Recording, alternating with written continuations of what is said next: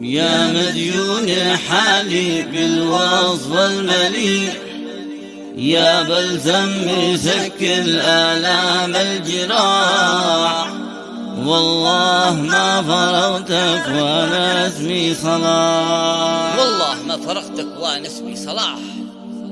هذه الشيلة الغزلية كتب كلماتها الشاعر أبو باسم صلاح الجرادي من أبناء قرية عريب مخلاف عمار، تحكي وتعبر بما فيها. أداء رياض حبابي.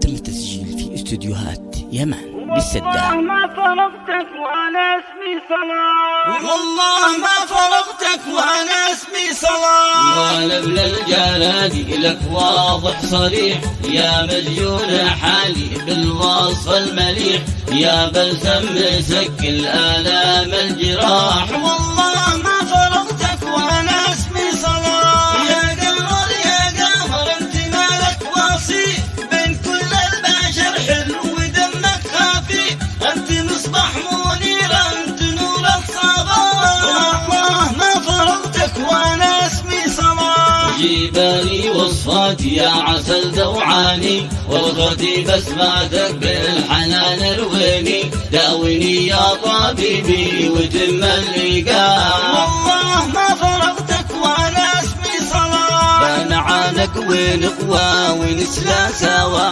واحضنك بيديني ونغوى غاوى، في الشفايف ابوسك بسعد واكتياح، والله ما فرغتك وانا اسمي صلاح. أجمل الخلق في كون هذا الوجود، ميزتك نادرة بين كل الورود، بالدلع والآنقة يا سيد الإله، والله ما فرغتك وانا اسمي صلاح. يا حبيبي أحبك وودك كثير، يا ملاكي وسحري جمالك مثير، ترحيقي ووردي وطيب عودي فهد، والله ما فرغتك وانا اسمي صلاح. أعشقك للأبد عشق عمر الطاوي، مستحيل أهجرك يوم ودي بادي، يا سلا خاطري ساعد لي وانشراح، والله ما فرغتك وانا اسمي صلاح. حب مخلص وصادق بقلبي عامي،